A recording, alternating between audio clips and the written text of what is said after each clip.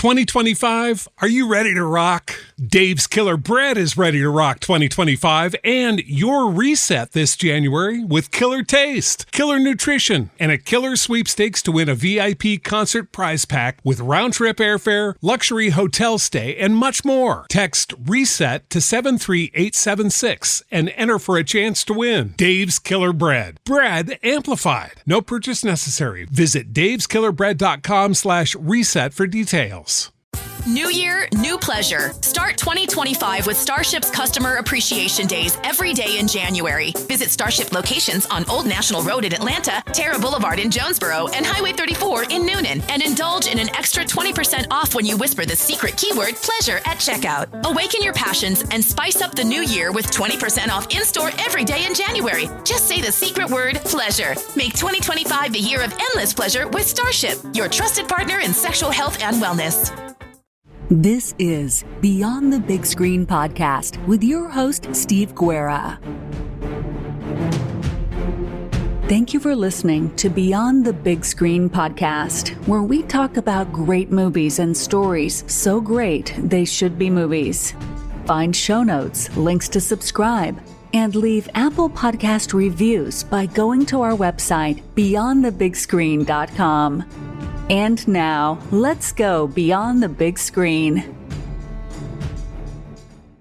Well, welcome to another episode of Beyond the Big Screen. I am not your host, Stephen Guerra. He is the number one guest for this episode, and the reason for that will become apparent in just a moment. My name is Frank Scalise. I also write under the name Frank Zafiro and Frank Zafiro. Some of you might remember me from other episodes that I've guest hosted on. But I'm in the driver's seat on this one because Steve is the expert on this book that we're going to talk about. And it is a wonderful alternative history book, multiple awards given to this book, called The Yiddish Policemen's Union by Michael Chabon. Am I saying that right, Steve? I think it might be Chabon, but I've heard it. I can't remember how he pronounced it exactly, but I'm sure he's gone his whole life getting it pronounced. Completely murdered his last name, so please forgive us. Guys like you understand that. Yeah. I probably just butchered yours too. So this was your suggestion, Steve, to talk about this because this is a book that you've actually read multiple times. Yeah, I've had to have read it since it was released in 2007, I believe, at least 6 times, maybe more than that. That's amazing. That's amazing. So how did you discover this book? I mentioned that it won the Nebula, the Sideways, and the Hugo. The Hugo and the Nebula, I know I'm familiar with those as a sci-fi reader. The Sidewise is new to me. But did you hear about it because it won the awards, or was it a recommendation from someone? Or I can't 100% remember I think I saw it. It was one of those books I saw it at the library and it kind of caught my eye and I read it cover to cover then I listened to it, and it's one of those books where you can, especially I find this a lot with audiobooks. For some reason, at least for me, the audio experience puts me right back in the place wherever I listen to that book. Like I can just remember it was my daughter. It was right before she was born, and I was hours in the nursery trying to put cribs together and paint and do a whole punch list of honeydews to get the bedroom ready for my daughter to get born. And it put me into that place. And then over the course of the years, it put me, I can just think of every time that I listened to the book and read the book. But it definitely grabbed me because I'm a big alternative history fan. And if alternative history is done well, that is by far my favorite genre of fiction. Where did you hear about it the first time? I was actually on a trip to Italy, went to the Vatican during that trip. That ought to interest you with your other podcast work. And we were staying in Priano on the Amalfi Coast for a few days at a villa. And so it was one of those like go vacations. And then you take 4 days or so to catch your breath and just relax. And who were staying at this villa, and there was half a dozen books or so on the bookshelf, and I hadn't brought anything to, actually I'd brought a book on Julius Caesar to read, but I'd finished it. And so I just grabbed it off the shelf because the title was interesting. And I started reading it. And, unlike you, I was unaware that it was alternative history at first, because it was so organically, he did such a good job of organically mixing in what was different. It took me till I got to a point in the story pretty early on, but where they said something had occurred that I knew factually had not. And it clicked for me like, oh, this is actually alternative history. This is not an actual history. So I guess that's a good point to say, like, what's the log line for this book? People have been listening to us for a few minutes now. They might be going, what the hell is the Yiddish Policemen's Union? So this book, it was published in 2007. And the reason why I thought this would be a perfect book to talk with you, Frank, is that it crosses a lot of genres, and particularly it's fiction. And then a big part of it is crime fiction, which I really thought that it would be interesting to get your take on the crime fiction aspect and how it does blend all these genres. And it has a science fiction. I think alternative history, just by its nature, has a science fiction element to it. So I thought that you would be really the perfect person to talk to. Now, with alternative history, it hinges on something called the point of departure. And it's the event in history where something changes that didn't happen in our timeline that causes this new timeline to develop.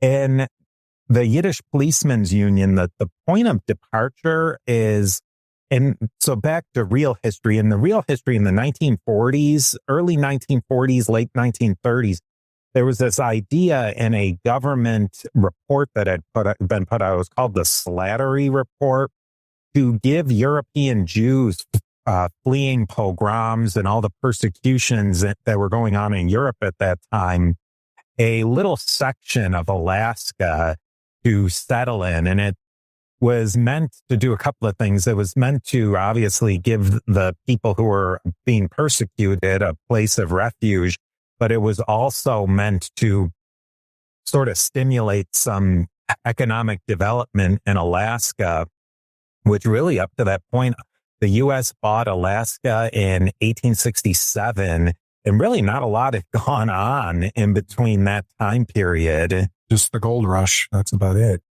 Yeah, I think the pipeline wouldn't be built for quite some time afterwards.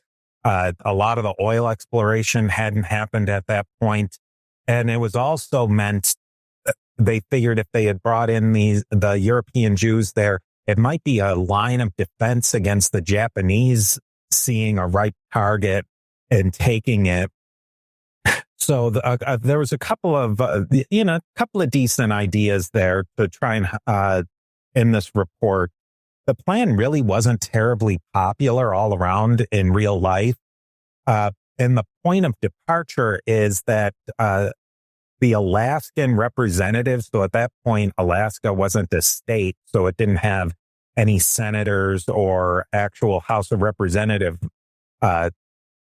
people. It had an unofficial representative, sort of like what Guam has or Puerto Rico territory. Yeah. And so the point of departure is that the representative was really against this in real life. He gets hit by a car, and so his opposition to the plan goes away, and the government goes and signs up for this. So there were some immediate outcomes that come. Now, all of this is built through exposition in the novel. And I guess, spoiler alerts, we've already given you a bunch of them. We will have a bunch of spoiler alerts. Well, before we dive too deep into the novel itself, I mean, you mentioned being a fan of alternative history and saying if it's done well.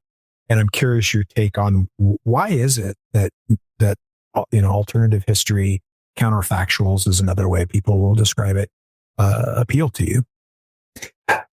I like alternative history and counterfactuals. Counterfactuals is an actual subgenre or subset study of real academic history. It's not very popular in the United States. From what I understand, it's a lot more popular in Europe, where historians will look at an event and play out immediate events or immediate aftermaths of a point of departure. And they'll often use data. And you think that alternative history, I think for American audience, we look at alternative history in this fictional genre, and it's always exciting. What if Robert E. Lee had won Gettysburg, and then in 1863 he wins the Battle of Gettysburg, and then in 2004, like, we're flying in space cars. I think that that's more what we think of as alternative history. Counterfactual history can be extremely dry. I remember buying a What If. It's one of the famous books in counterfactual history in English. And I was reading, I was like, wow, this is boring, because it was actual counterfactual history. I think that a lot of counterfactual history, which is turned into alternative history, it can get very off the beaten path really quickly. Like, I love the story. Harry Turtledove is one of the masters of alternative history novels. And he has a 9-part series, and it goes so far off the track. It just really has turned into, in my opinion, pure fiction. So I think that I enjoyed it, and not to bash Turtledove at all, but I think that Michael Chabon just really nailed the genre here, where he takes that point of departure and he keeps it very narrowly focused in, and every single event in the world that he's created keeps to that one event. He doesn't ever go super far off track. Both of us have a deep and abiding love of history. My undergraduate degree was in history. I think at any given time, one of the books I'm reading or listening to is almost always a history book or a podcast. I mean, it's just something I'm super interested in. And part of what's so exciting about it is that it's exciting to discover what it is that people did in the past on these big events and small ones too. But inevitably, if you study history at all, don't you immediately get to the questions of, well, there's a whole lot of, like, we don't know exactly what happened here, especially with ancient history. Like, we're not sure what happened. We just know this outcome occurred. Or we don't know why Alexander decided to do this, or we don't know what Caesar's motivation was to do this, or why, And so you're already getting a little bit into not alternative history, but speculation as you try to piece together what these, why this decision was made, or how this was carried out, or what happened in between these two events to make it possible for the second event to actually occur. What was it about that day that caused the person to make that decision or whatever? And then that leads you to that what if. That's kind of the next lily pad you jump to, is like, well, what if Lincoln wasn't assassinated? How would Reconstruction have been different? What if Caesar had listened to his wife and not gone to the forum that day? Would he have gone and invaded Parthia and become would he have been the first emperor, or would he still have been assassinated just later, or what would have happened? And there's so many of those what ifs all the way up to the present. And then the next lily pad is I think now we're in alternative history, where it's like, well, yeah, let's say that happened. Let's tell a story there. And I get what you're saying about the counterfactuals. They're being, those are usually the experts writing about the changes in the history that would be in the immediate aftermath of the event. Whereas sometimes the alternative history will go out 10, 15, 20, 100 years even to show the chain of events. And of course, the further you get from what actually happened, the more speculative it becomes. And Chabon is like, I mean, what is the setting of it? It's, what year is it in the book? I forget the exact year. Do you remember? I think he doesn't say a year exactly, but I would say it's more or less the modern time. So let's say maybe 2000, 2005. Yeah. At the time of it.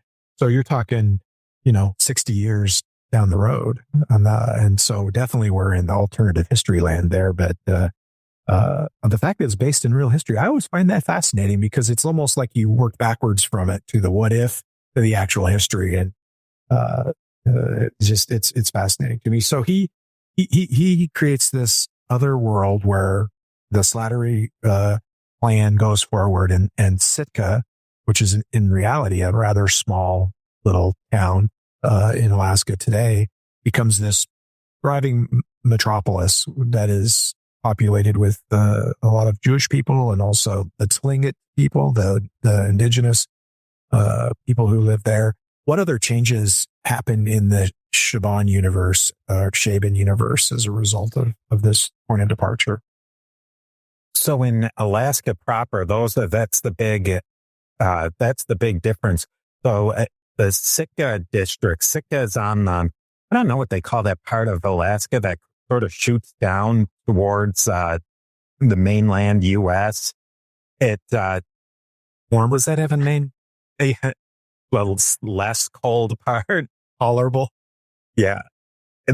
In that part, it's pretty close to the state capital. Now, I think Anchorage is the biggest city in Alaska, and it has about 500,000 people, give or take. The district of Sitka is more about the size of Pittsburgh. It has 2-3 million people.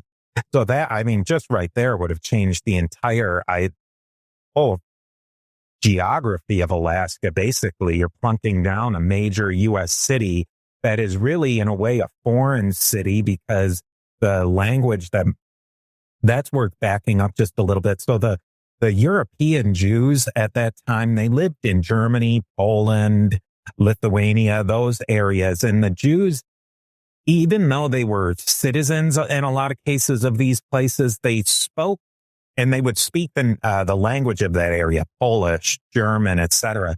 They had their own language, Yiddish, which was it's predominantly German, but with a lot of Hebrew influences. So that was an entire culture that really separated them from other Jews that were, say, living in the Middle East or in Southern Europe. So they had this really unique Yiddish culture. And that's one of the things that was absolutely fascinating, is how much Chabon delved into Yiddish culture, but also showed how it would have evolved being taken away from Europe and put into the absolute middle of nowhere in North America. In actual Europe, in actual history, the Holocaust, over 6 million people were murdered in those years in the 19th. Jews. Yeah, most of them Jews, and almost entirely Yiddish European Jews. So that really, and Michael Chabon gets into this in an afterword in the book, is that completely cut the heart out of Yiddish culture. It killed over 50% of European Jews. And then once those European Jews were allowed, they left, they went to Israel. In Israel, in the modern state of Israel, they really abandoned Yiddish, and to make more of a homogenized new culture, they adopted modern Hebrew as their language. That didn't happen in the novel. It was a rebuilding of the Yiddish culture and everything that came with it. There's some of the people speak Yiddish to this day in Israel, but it is a minority of a minority there. In this new Sitka district, it's everything. The culture, the language. So you have that juxtaposed with the native culture, and he juxtaposes it, which we'll get into later, American Jewish culture. And it's interesting. I was just listening to in the modern context, an Israeli talking about the real differences between American Jewish culture and European Jewish culture vis-a-vis Israeli Jewish culture. And Chabon really teases out that there really is a difference there in the way they perceive each other. Yeah, they're fellows in the religion, but the way they see each other and their cultures are quite different, which will play out in the novel. He does still have the Holocaust occurring in his alternate history, but the body count is significantly like a third of what reality, right? Yeah, it was about 2 million as opposed to the 6+. and also the formation of Israel, which I believe was 1948 in our timeline, if we're being generous and saying it's not reality, just our timeline. Yeah. But that was it became a failed political movement, a failed attempt at statehood, right? They were defeated in the 6 Days War, and that made Sitka essentially the largest, the Jewish epicenter from a religious and political standpoint in the Chabon world. I keep doing it both ways. I guess I'm swinging both ways with this name. Yeah, you're hedging yourself on that. Hedging my bets. I'm only going to be wrong half the time. And one other thing that came up that I had forgotten, but then you put in the notes, was that as a result of all this, or not necessarily as a result, but in this timeline, this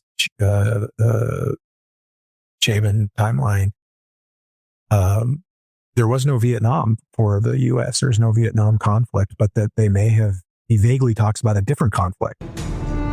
Steve here with a quick word from our sponsors. My dad works in B2B marketing. He came by my school for career day and said he was a big ROAS man. Then he told everyone how much he loved calculating his return on ad spend. My friends still laugh at me to this day. Not everyone gets B2B, but with LinkedIn, you'll be able to reach people who do. Get a $100 credit on your next ad campaign. Go to linkedin.com/results to claim your credit. That's linkedin.com/results. Terms and conditions apply. LinkedIn, the place to be, to be.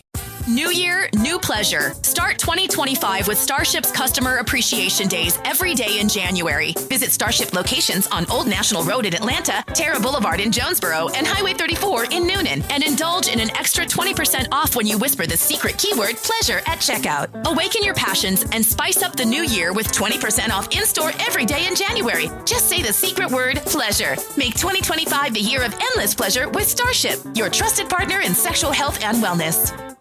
Yeah, the conflict. So I think he took Vietnam and layered it into a war in Cuba, which he doesn't really get into why he did that. But I think it's interesting because a Vietnam style war in Cuba in a way might have been more possible than us getting dragged into the kind of war that we did in Vietnam.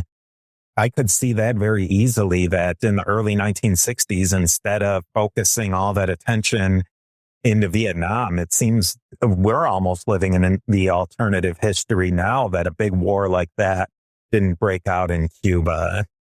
Yeah, certainly there was a lot of attraction in certain segments of the U.S. Government in the early 1960s, and particularly the military and intelligence communities to invade Cuba. I mean, and depose Castro.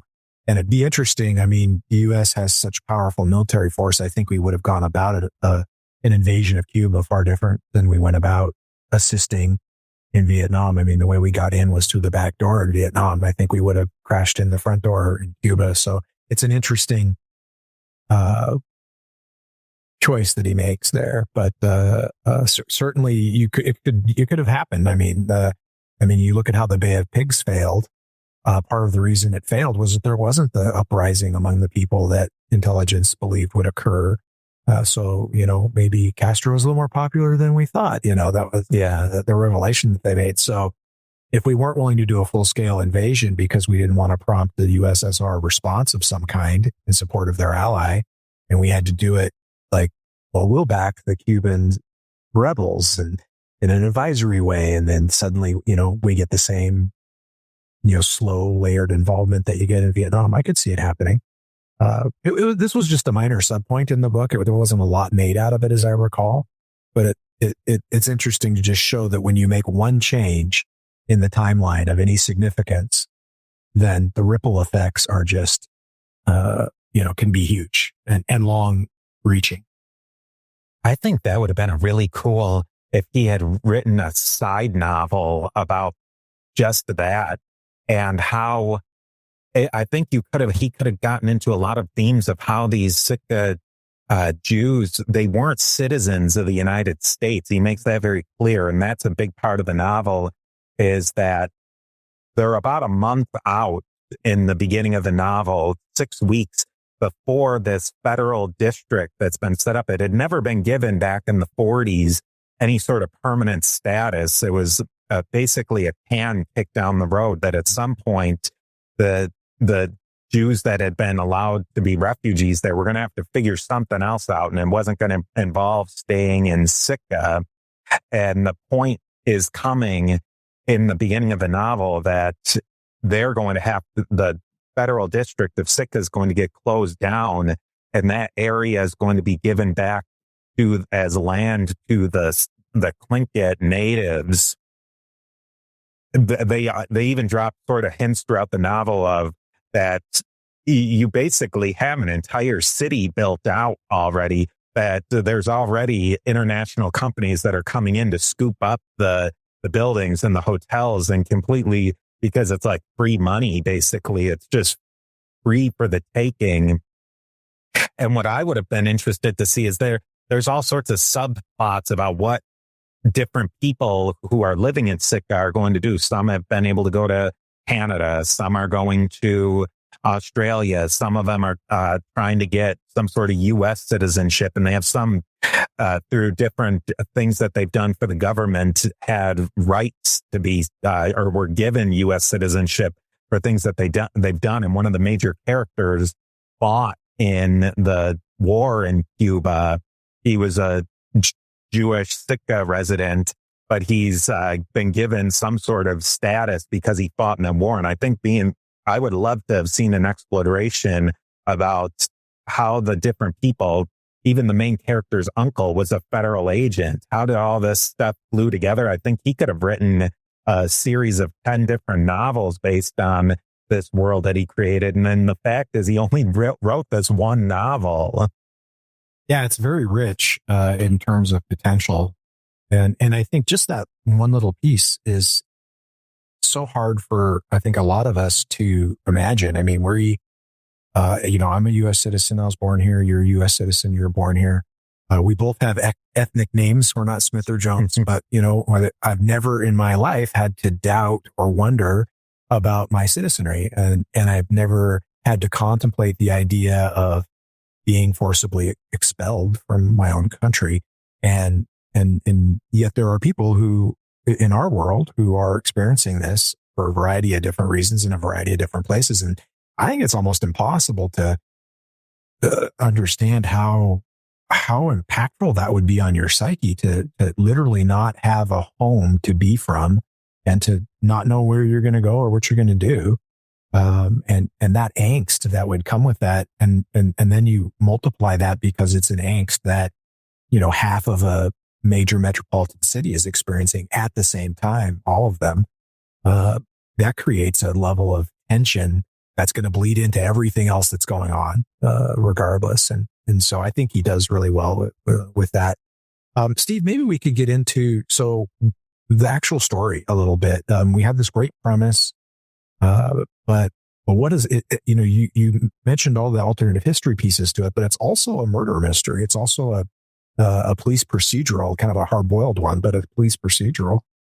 What's going on in that area? So that's one of the things that I think is really interesting that ties into what your point is that the people are stateless and they have to figure out something. But I think that he also paints in there that it's the really natural inclination towards humans that you're just going to keep living your life. The people landed in Sitka in the 1940s and started to build a life. And now so many of the people who live in the district, they're 6 weeks away from reversion, but they really haven't come to grips that something major is going to change. It's almost like I'm sure everybody in their life has done it, that your apartment lease is up at the end of the month, and about 2 weeks before, then you start looking through the paper to try and find your next place you're going to live. And that's where I think he really builds that in there, that the main character, Meyer Landsman, he just, for a lot of different reasons, can't put himself in his mind that there's going to be a life after the Sitka district is reverted back to the U.S. So he's just living his life how he's always lived it. He was a detective in the Sitka Police Department, and he's just going to keep investigating murders until they tell him otherwise. That's what I think is so interesting. And the whole novel is really based around, it happens in one of the very first scenes, is that Meyer is living in a sort of a flop house. And we'll get into why he's found himself in such low circumstances. But the manager of it's one of those hotels where they have long-term rentals in them, and it's not the highest quality. It's not a executive suites. It's more of like a boarding house. The manager of this rundown hotel says that somebody's been found murdered in the room. So Landsman, being a detective, goes and checks it out. There's other detectives who are the detectives on call that night, but he figures, you know what, I'm here. I've got nothing else to do. I'll go and investigate it. And it really, identity is very tied up in who he is as a police officer. Yeah, 100%. Yeah, I would argue that it has primacy in his psychological makeup even more than his Jewish affiliation being. Oh yeah, absolutely. Who he is, I think he'd say, I'm a cop, I'm a detective. And then if you probe further, I'm Jewish and I'm, these other things. But I think certainly, which explains why he goes down the hall and immediately starts investigating, because that's who he is. And you must have seen that as a police officer, people who just, that completely, it's an important job. It's a very specific kind of job that I could see that could completely take over your life for certain people. Yeah, it's one of those things in a broader sense too, that like if you want to be really good at something, if you want to be elite at something, the level of commitment and that it takes is extremely high, and the amount of time that you put into it to perfect your craft, whatever that is there's the 10,000 hours and more that go into it, and so you can achieve great things and be elite at whatever it is that you do, whether that's an athlete or police investigator or teacher or anything else. The danger there is that if your entire sense of self becomes wrapped up into that thing that you've become, and then that thing goes away. I mean, I think of hockey players who play at the elite level. They get to the NHL and they're playing there, and then they have a concussion syndrome and can't play anymore, or they get to be quote unquote old, which is like late 30s, and can't play anymore and have to retire. And some people do great with life after hockey. Other people really struggle. And I think that's the same thing can happen in other careers as well. And I've known people who all they thought about was they were like Meyer. All they did was what they did. They were a detective or a patrol officer or whatever, or in leadership roles. And that was their entire identity. And they only socialized with other police officers, and they read, police fiction, and their nonfiction was all police related. And boy, I mean, someday that'll end, and that can be a hard transition for people. And, I think that Meyer Landsman is I think he's in a little bit of denial. Certainly he's procrastinating, but I think it's coming from a sense of denial. He's not ready for what is going to happen. And so he's just not letting it happen in his mind, really, even though intellectually he knows it's coming. It's interesting though, Steve, because that tendency among people, if you think about throughout history, on the first day in 476 CE, when Augustulus Romulus, I think is the right, the last emperor, was deposed by the Ostrogoths, and that was the end of the Western Roman Empire, right? I mean, the baker who got up the day after that still made his bread the same way and sold it, maybe at a slightly different price, but the same people came and bought it. I mean, people's lives went on when Rome left Britain, people's lives kind of went on, and yeah, they changed over time, but that day to day, it doesn't always change radically. Now here we have Sitka is about to become, if nobody leaves, there's going to be 250,000 illegals in the city, or whatever. I mean, and they really don't address that. What does that mean exactly? So the change could be pretty radical, but if you don't have to leave for some reason, how much is your life going to change? And yet at the same time, it's changing radically. And so there's a little bit of almost a strange juxtaposition there that creates more unease. And some people are responding to it in exactly the way the Landsman does. So he goes down and he checks on this murder, and who's the victim of this murder? The victim at that point, they really don't know who the victim is. He looks like he has the elements of a drug addict. He's skinny, but he's clearly been murdered, assassination style murdered, where they put a pillow over his head and shot through the pillow as a way to muffle the shot. And he has a little travel chest set up, and that's another thing that Chabon sets up, is this whole theme that goes through of chess and everything being a chess game, because Landsman, his father was something of a chess master, but Landsman, through conflict with his father, hates chess, and it just keeps going back and forth of this hatred for chess. But he has to learn chess and look at the world through chess, because everybody else in this, either metaphorically or actually, are playing a game of chess. One thing I wanted to hit over to you, as being a former cop and an author of crime fiction, is in the interview that Chabon has about the novel, he said when he originally wrote the novel, his idea was to have Landsman as a private detective, and he found it, and he wanted it to have more of a noir feel to it, crime noir feel. But he said almost immediately, the sort of things that a private detective is basically always having doors slammed in their face because nobody has to listen to them. Whereas he needed it to be a police officer who could legally, or kind of had a lot more leniency to kick in those doors that might get slammed in his face. And I'm wondering, have you ever written or considered writing a private detective novel? And do you see that that you would be kind of limited in having a private detective as opposed to a regular police detective? I have written private investigator novels, and I don't look at it as an obstacle, to be honest with you, Steve. I think it because there are obstacles that the police face too. One is that they have to follow the rules.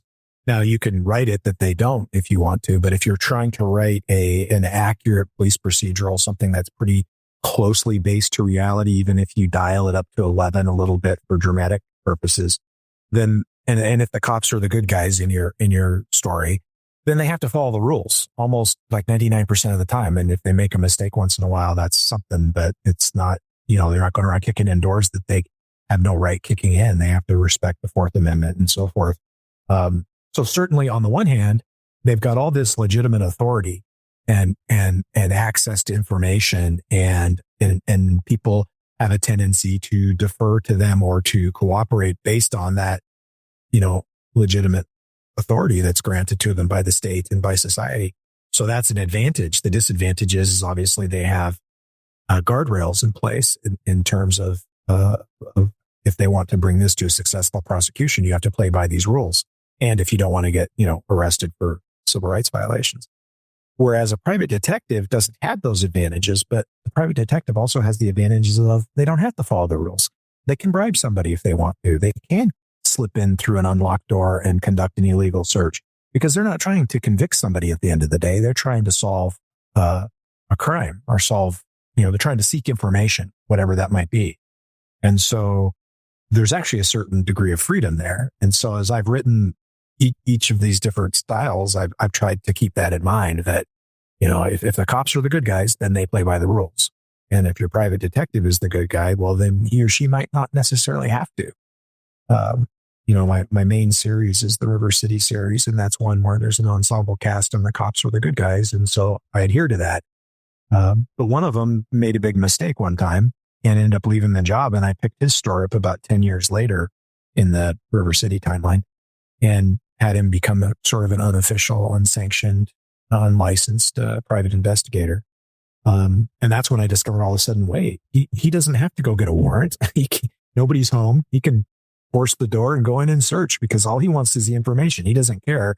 He doesn't have to show how he got it and present it in court. His client wants to know X, Y, and Z. And, if he's willing to take the risk of getting, shot because somebody's inside or caught and get charged with burglary, that's a decision he can make as an individual. And so I think it's actually kind of liberating to be able to write both. I do think that Chabon made the right choice to make Meyer a police officer, not a private investigator here, because him having the access to those resources really moves the story ahead. And it's already a pretty thick novel for crime fiction, not so much for sci-fi, but for crime fiction.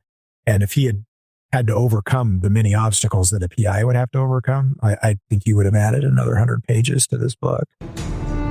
Steve here with a quick word from our sponsors.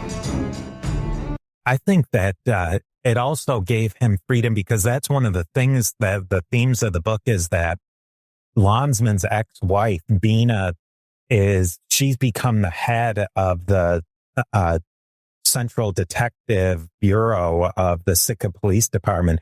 And her only job is to clean up any of the messes that are left over, tie everything into a nice, neat bow to hand over everything to the U.S. federal police that are going to take over until they figure out whatever they're going to do with this district. But they've been handed this just total mess of a case that we'll see pretty soon why it's turned into a total mess. And the case could have just been, Landsman could have very easily have just said, well, it's a unsolved homicide, throw it into the bottom of the back of the filing cabinet and leave it at that. But because of all these things of going on with Landsman, of his question of his identity and is trying to find some purpose in life, he wants to solve this case. Mm-hmm. But the fact that the whole edifice of the district is about to implode and nobody cares, it starts to give him a little bit more freedom of that maybe warrants don't matter so much, or talking to the wrong person politically that might have ruined his career. Given 5 years previously, he just doesn't care anymore, if it will. So he might do something that's either pushing the boundaries of legal, illegal, or pushing the boundaries of politic or unpolitic. Yeah, if you're not going to have a job in a week, then you have a little bit more freedom to try to solve the case, and in that you can take risks that you don't have to live to fight another day necessarily where your career is concerned. One thing I want to avoid going much deeper into anything spoiler related, because I think if anybody's listening to this, I highly recommend giving the book a read. And I think the more that you discover completely on your own, the better. Like I said, I started reading it and I was like, oh, I didn't know there was a Jewish settlement up in Alaska. That's kind of interesting. I probably didn't know that. And then I read a few more pages and I'm like, that doesn't sound right. And then a few more pages like, oh, I'm reading alternative history here.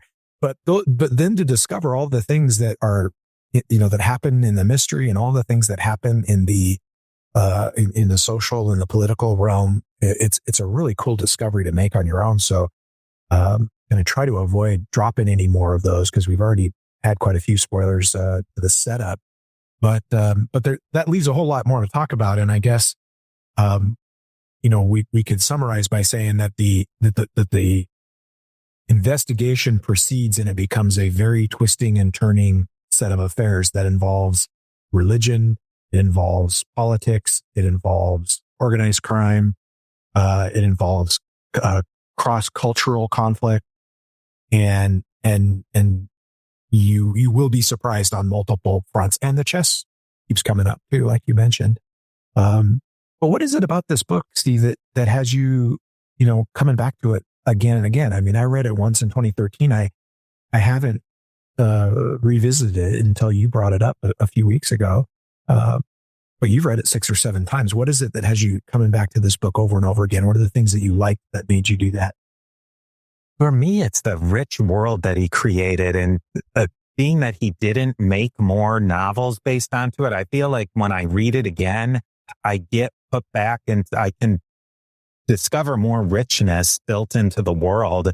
Also, I have obviously having a podcast on the papacy and religion, and I do a lot of comparative religion. I love that what he's built in the novel of showing the different aspects of religion. I think a lot of times for people who who aren't into religion so much, they see, well, there's Christian, there's Jew, they're homogenous. And right off the bat, he goes and just delves into all these specific silos of Judaism and even Christianity.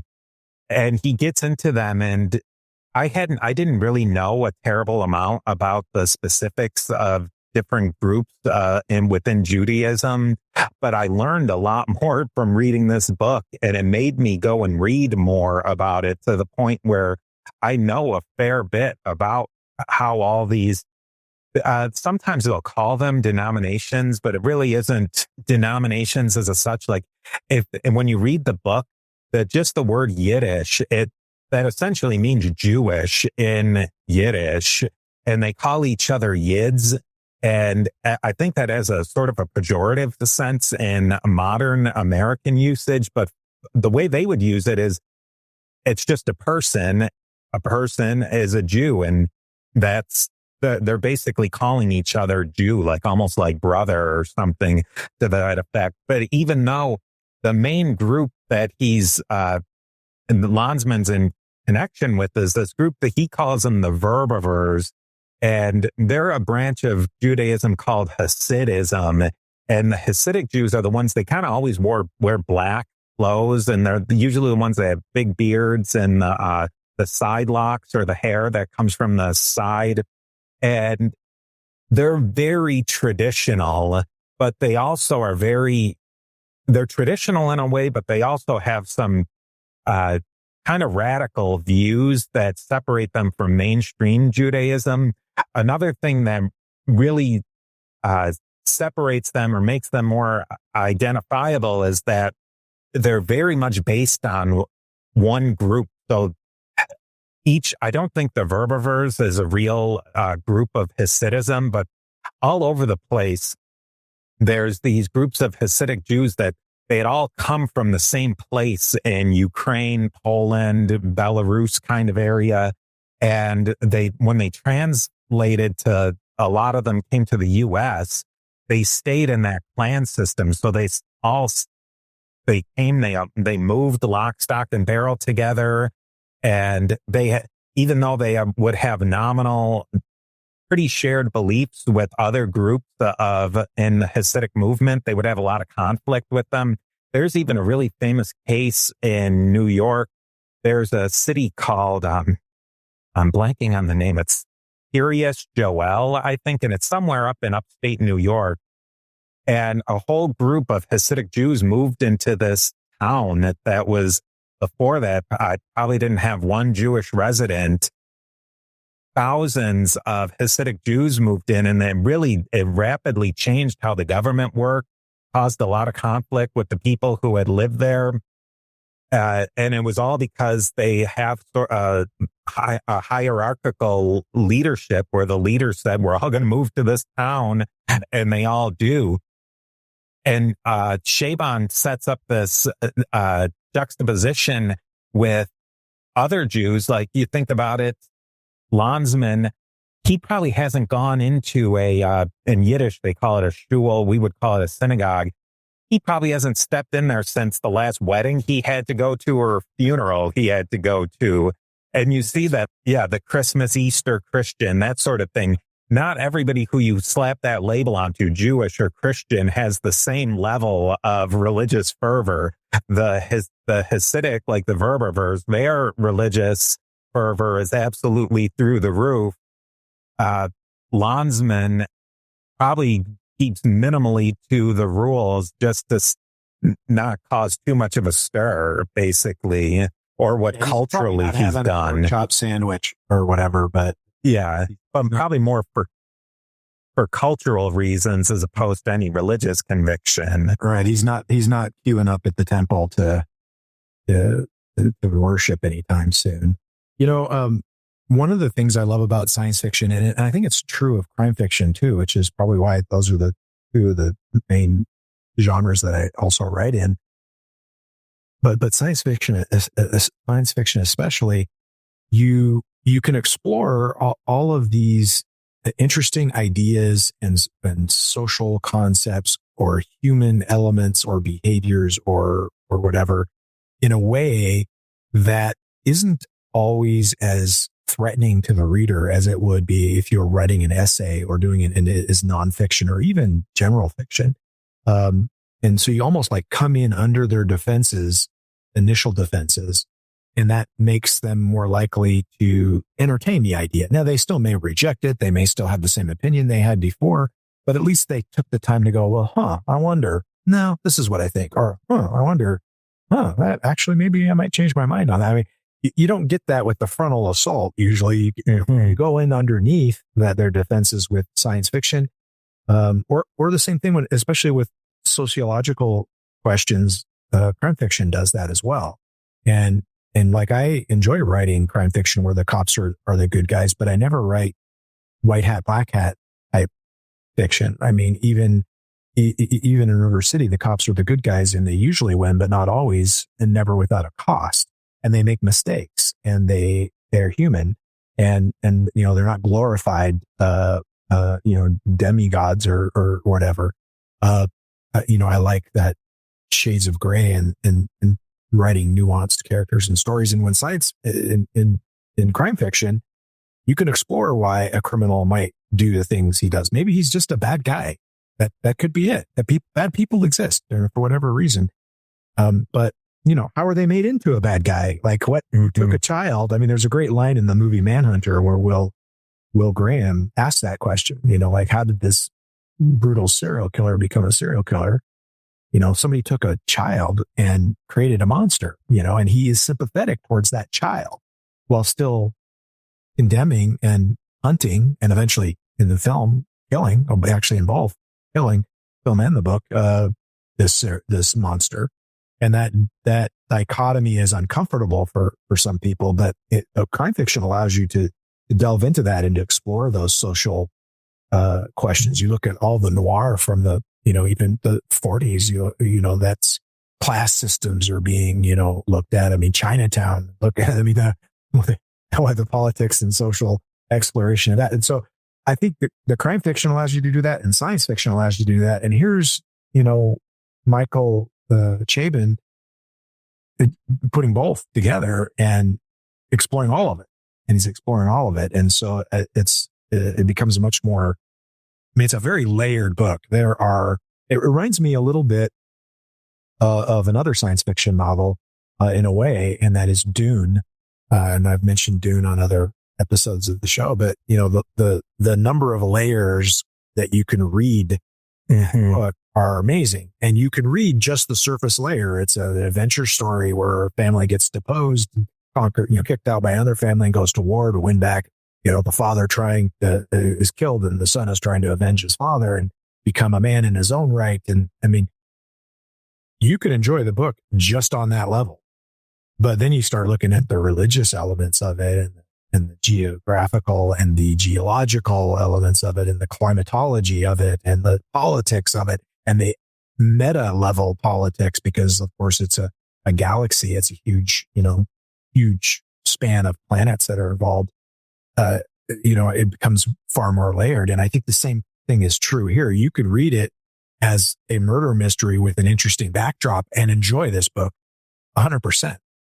But when you read it through the eye of the religiosity that you're talking about, or you read it with an eye toward the political spectrum or the conflicts between the cultures that live side by side, it becomes even more layered. It's like watching The Wire. I mean, it's good storytelling does that, I think, or at least measured deep storytelling does that. Yeah, I 100% agree. And I didn't really think of that until you said that. the unique problems that crime fiction can approach, he does that. He approaches why do people do the bad things that they do? And what are the different motivations that people might have to do bad things? And the bad policing, but good policing, trying to get to a good end. Those are all things that you can really explore in crime fiction that you really couldn't explore. And you can explore in sci-fi by itself, but not really. And then the aspects of sci-fi of those other things of politics and religiosity that you can explore in sci-fi, and being able to mush those two together is a really interesting thing to do. And he does it very well. It doesn't feel like anything has been done ham-fistedly, that taking all those different genres and putting them together, it comes out very organically. And maybe that's another reason why I keep going back to visit it, is because every read I do get something different out of it, or maybe I'm reading it through a different lens. So I'm focusing in on that and not less on another aspect. Like, having read a lot of your crime fiction lately, I was focusing more on the crime fiction element of it. And that was more in the back of my mind during this past reading, where the alternative history and the sci-fi have been more in the forefront at different readings. Well, in the science fiction, you can ask the question, what if? And that's totally acceptable. Like the science fiction reader is right there with you. They're going to go right along. Yeah. What if? Let's explore. Whereas if it were general fiction, they'd be like, that's a stupid question. What if that didn't happen? So you get that latitude immediately in the science fiction, and you can fashion this story where things are radically different than they are in reality. And because the reader is expecting that, it's accepted. On the flip side, or I guess alongside that, in crime fiction, you can ask questions like, does evil exist, or why do people do evil things, or something along those lines, however you want to phrase it or however you want to frame it. And the crime fiction reader is right there with you, because that's a central question that gets asked a lot of times in at least any kind of a crime fiction story that's seeking something beyond mere, thrill. And, why do people do these things? And people are right there with you. So when you mush the two together, you can say, well, what if this happened in the world? And you had to contend with this question of, are people just evil, or is it all on a spectrum? Why do people do these things? And how do you navigate that world? I mean, ethics is a huge question in crime fiction. It comes up all the time. It comes up in science fiction too. And maybe it comes up everywhere. Maybe I'm just too narrow of a reader. But it seems like these two genres in particular really allow the writer and the reader along for the ride to explore these questions in a way that just feels like you use the word organic. And I think it does. It feels so organic to the type of storytelling that's going on. And so I think he did a great job with it. I think too, with the taking the alternative history, it lent itself more towards blending the genre of crime fiction. That if it had been space opera or something like that, then it would come off as a little hokey of the intergalactic policeman or something trying to solve an intergalactic crime. I think it would have been a tougher sell, but the idea of the hard-bitten Jewish detective working in this district that he created, it really did work, and it felt seamless. It never felt hokey at all. It felt natural, organic, I guess. Yeah, I mean, it's the reason that word has popped up several times is because, I mean, good storytelling you can almost predict what's going to happen next because it's what should happen next. And then at some point you get surprised with another thing that is just as likely that could have happened. That's where the surprises come from. Like it's not contrived. And I like that. I think alternative history in particular is a subgenre, though. It also, what we're talking about with the sci-fi genre and the crime fiction genre is all about a reflection of ourselves at the individual and at the society level, the human level as a population. And if you look at the story that he's telling, I mean, and compare it to what's happening today. I don't want to get into a lot of current events, politics, and so forth, but just from a factual standpoint, there's massive conflict in the Middle East, particularly centered around Israel's existence, and the political and religious conflict there are so and historical are so intertwined that good luck untying that Gordian knot, right? That's the struggle for 80 years now, just on the existence of Israel, and even in this alternative history where something different occurred, you still have so many of the same elements happening. I mean, there's a strong support for a return to Israel in Chabon's U.S., and that Zionist movement exists. There's still a ton of conflict going on in his version of the Middle East. I mean, it's not like it's a panacea because Israel wasn't created as a state or whatever. And so I guess what I'm driving at is that's both science fiction in one particular sense and crime fiction in another. I think crime fiction has more social questions, and science fiction leans more into the humanist and perhaps political and maybe larger meta type of questions. But they all serve as a reflection of the world that we actually live in today. And that's why you can identify with it. When he talks about the conflict going on, you're like, well, that's plausible because it's going on in our world anyway. It's just has a different flavor. I mean, tacos or enchiladas, you're still eating Mexican, right? I mean, that's kind of he does a masterful job. Steve here again with a quick word from our sponsors. That's another good part of what I think of as good alternative history. It never gets you too far off of what really happened, or it takes the world that you've created and the events in that world and then just molded them to fit back into actual reality, just changing some of the faces, some of the players, some of the details, but it's still keeping you rooted in something that really happened. It hasn't gone completely off the rails. Nobody's in flying cars because of the Sitka district being founded. It's staying pretty tight to what really happened. It's just in the sandbox of what might have happened if this one event changed. What's going to happen? It's not going to be an enormous butterfly effect. It's going to be a pretty zeroed in butterfly effect that eventually gets us back to, in the end, this will be like a half spoiler episode, not full spoilers. But in the end, it gets us to something that could actually happen.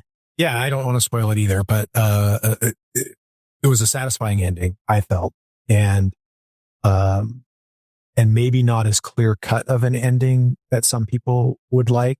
I don't know if that's too spoilery, but it's such a big story because so many things are going on, and you to have ended that with a very definitive, this is exactly what happened with this person, that person, this person, that, and here's that might satisfy some readers because they want to have a definitive ending to the nth degree, but I think you made the right choice to be slightly less precise and slightly less concrete, and it made it a more satisfying ending. I tend to agree with you.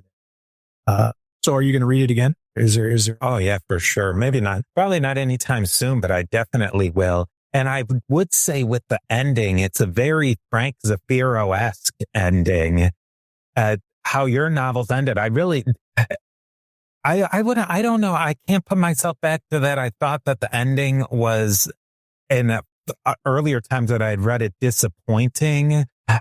I think the ending is very appropriate for the whole tone of the novel. It's not, and I won't lie. I sometimes like the ending that's very concrete, very much like this is what happened. And this is not the type of ending that later, being a Gelfish, became the 34th Attorney General of Alaska, and so did this. And I think that would have been a terrible ending for this book. We need to end it in a way that has carried us through the entire novel with a lot of ambiguity. that's kind of a minor spoiler. But I think if you read the first 10 minutes of the book, you'll see that there's a theme of the book is ambiguity. Yeah, well, and nuance, right? And the which are shades of the same thing, I suppose. If a writer does that, if a writer, regardless of if it's a book or a film, if they choose to end the story in a way that isn't definitive on certain points, that's a huge clue that those points weren't the major points that they want you to take from the story. I was inspired by a book called Vision Quest when I wrote a hockey book for adults called All That Counts, about a guy who's just kind of going through a little bit of a midlife crisis, but instead of buying a Camaro or dating a blonde 23-year-old, he goes from being a skater to being a goalie. He starts playing goaltender for his team. And that's his journey that he's on, right? And it's a humorous book with locker room antics and on ice antics and stuff. Anybody likes hockey would love it. Anybody likes humor would love it. But, he eventually becomes, his team's goalie has to move away. And so he becomes goalie for his team, because he was just playing, elsewhere. And he's not as good as the old goalie, and he's still becoming a decent goalie, but he's not as good as the old one. He's not as good as he may be someday. And it's a big deal. But the team has been like championship team for like 3 years running, and they want to win again. So there's some conflict there going on. Meanwhile, there's things going on in his life that he discovers are more important than hockey, particularly his relationship with his wife and stuff. And so in the Harry Davis novel, Vision Quest, the whole book is about this wrestler's desire to cut weight to get to the point where he can wrestle the best wrestler in the state at any weight. He's pound for pound the best, and he's got to cut weight to get there. And he's on this journey while all these other things are happening in his life, very similar to what happens to, kind of conceptually what's going on with my goalie guy. And so, spoiler alert for both books, at the end of Vision Quest, the book ends with him getting on the mat and them saying go. And in All That Counts, they make it to the championship game. It ends up going to a tie game, ends up going to overtime, and ends in a shootout. And my goalie is faced with a situation where if he makes the next save, his team wins. And the guy comes skating down the middle with the puck. He cradles the puck and he shoots, and that's where the book ends. And man, people got so pissed. Like, finish the book. Even like some of the reviews were like, love this book, hilarious. People who like hockey will love it. I felt like I was in the locker room with the guys, heartfelt story, blah, blah, blah. But finish the damn story, Frank, and things like this. And people have the same reaction to Terry Davis's book, which he wrote years before me. So, I totally stole the idea of the ambiguous ending from that. So much so that when they made a movie out of Vision Quest, they showed the wrestling match and had an ending, because people would have flipped out if it were a movie and they didn't have the ending. And yet, so here's my point. Like, I knew what Davis was doing because I chose to do it too, because I liked it so much. But what was the device there? If you are trained as a viewer or a reader to focus on the surface story, will they win the championship? Will he win his wrestling match? Whatever that is.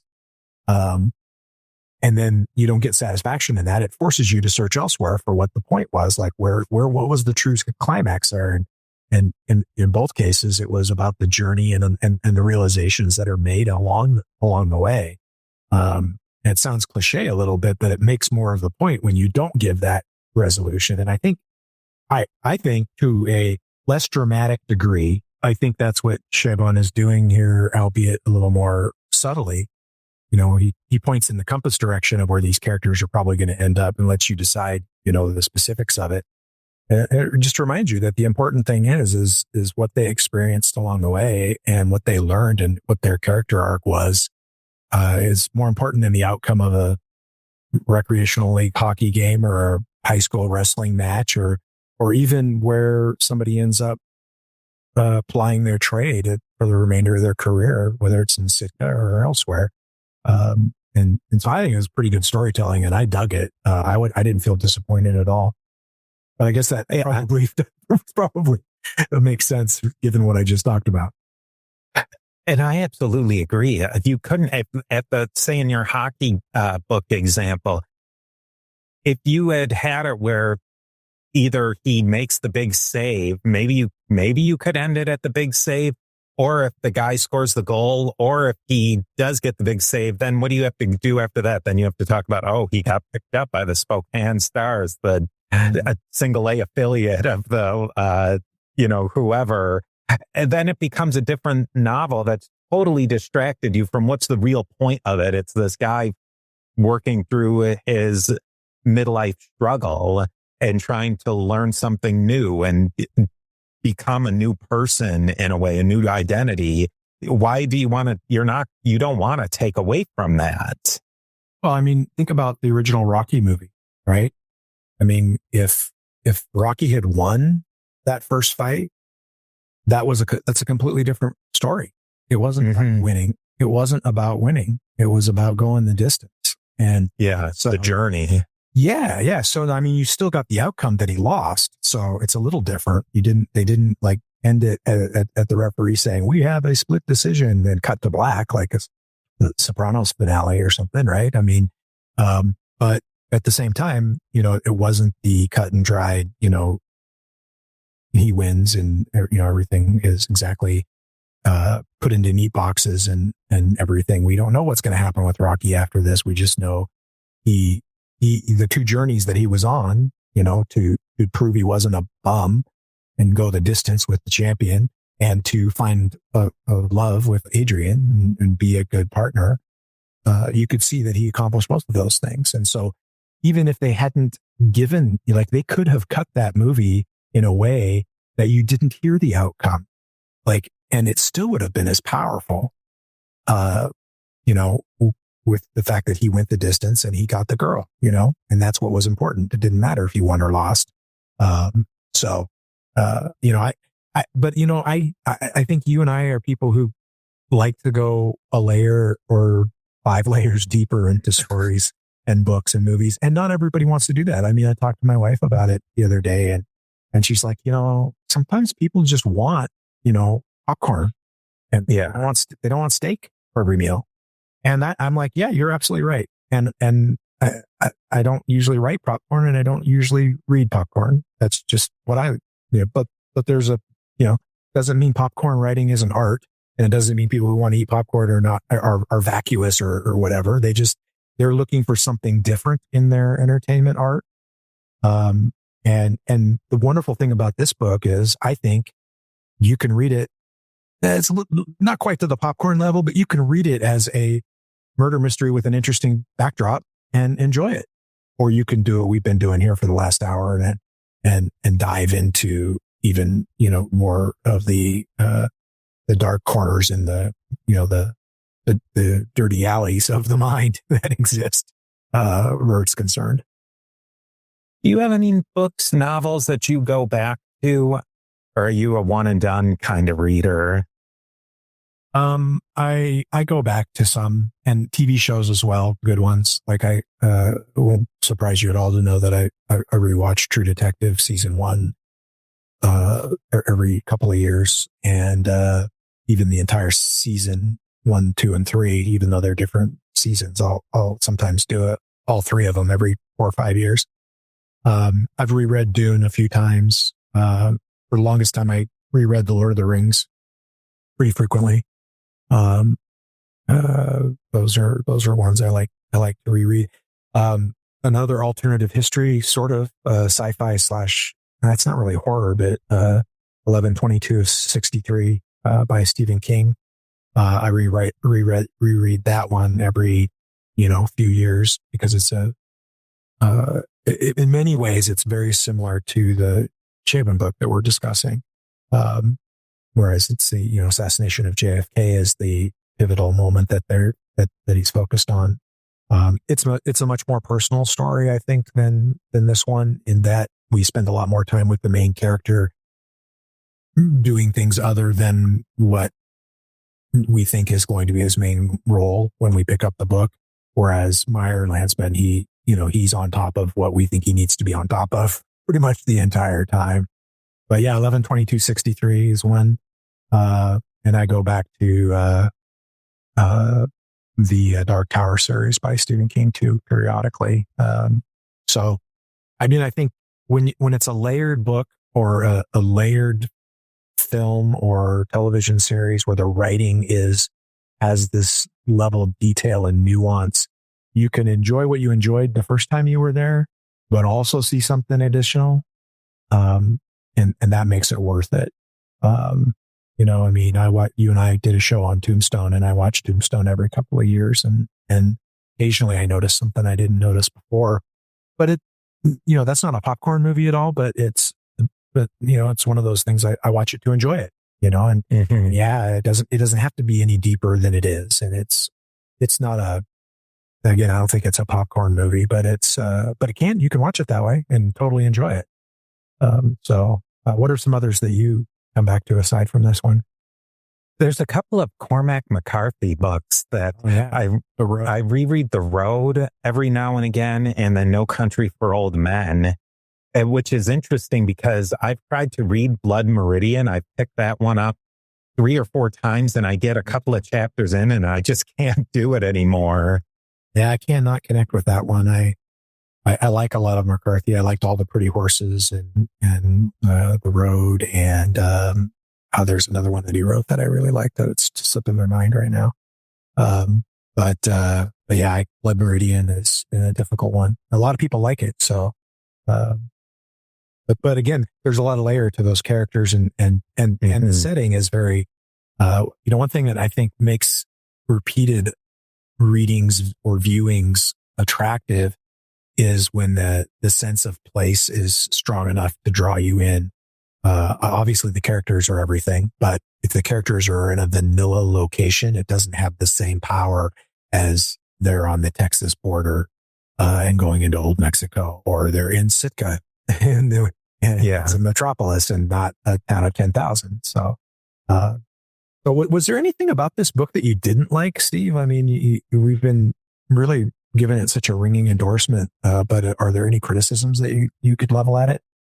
I think the one, it's hard to find too many criticisms, but I think one of the things that I could definitely see is that, and I mean, I'm not going to lie, I feel it in some way, more detail. Like I want to dig into more parts of this world much more. I want to learn more about the middle history and the early history.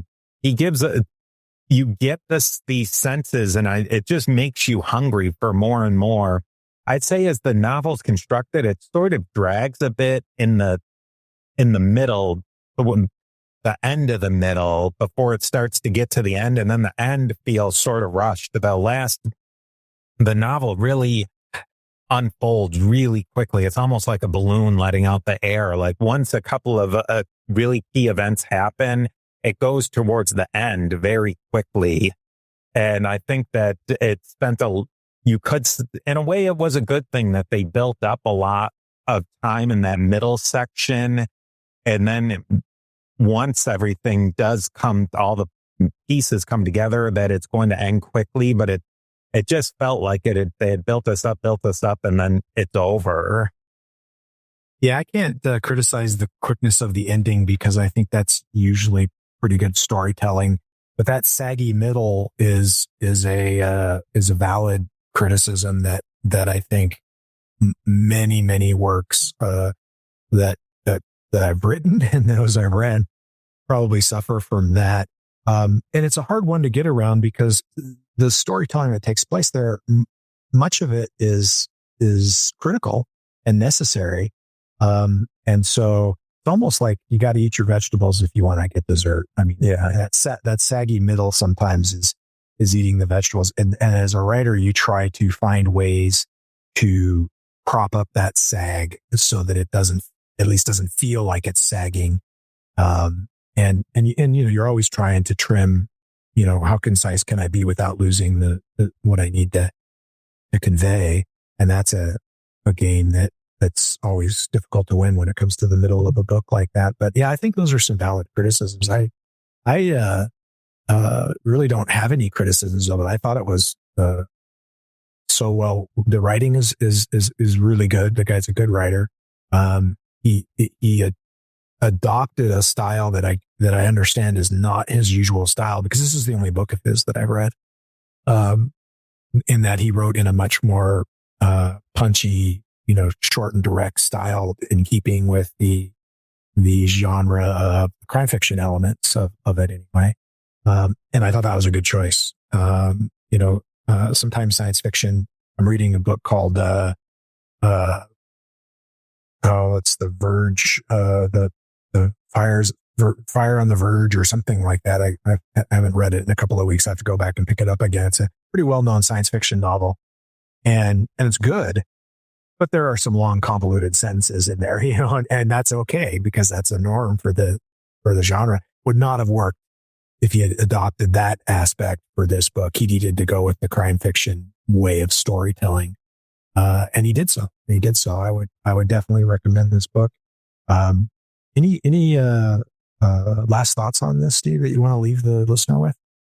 One of the things that I found really interesting in his interview that he did about the book is that he had written an entire draft from beginning to end entirely in the first person as Meyer Landsman.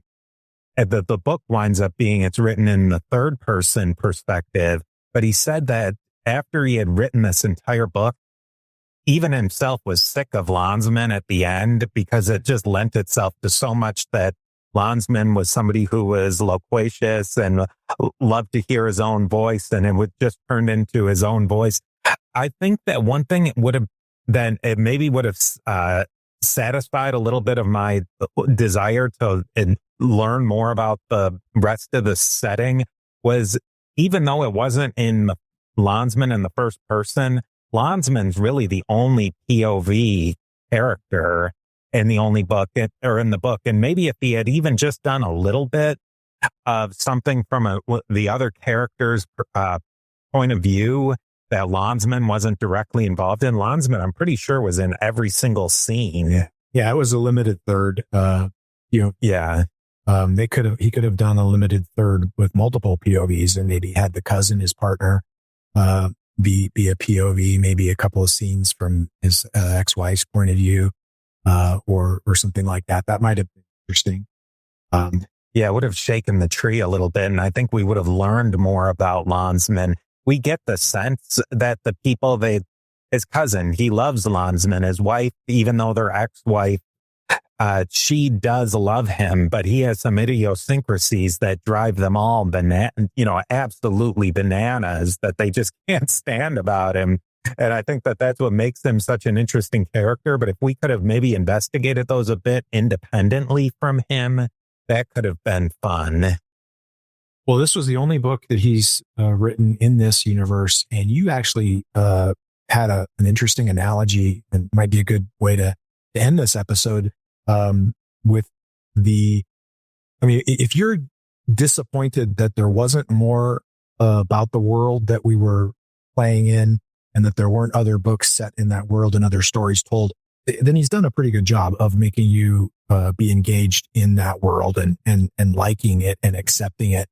But you couched your disappointment in an interesting way in the notes, and I think we could close with that. Yeah, I did. I almost forgot about that too. I wasn't sure what you were talking about, but the whole idea that Chabon was like that director, those directors in the Wild West. I know that was a common thing in Wild West movie making, is they would create a completely accurate Old West town or an Old West railroad car, and only to blow it up at the end.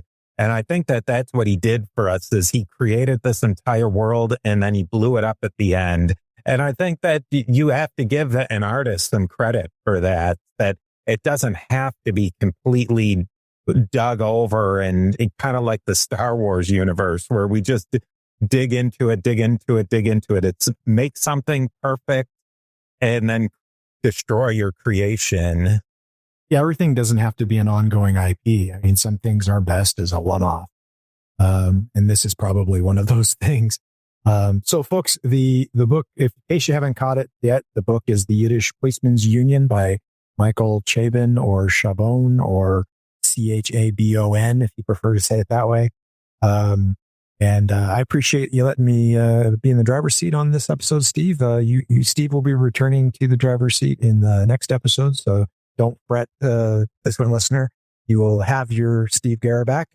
But thanks for being here with us while we talked about this interesting book. And I, for one, strongly encourage you to check it out. I know Steve will be checking it out again and hopes that you do too.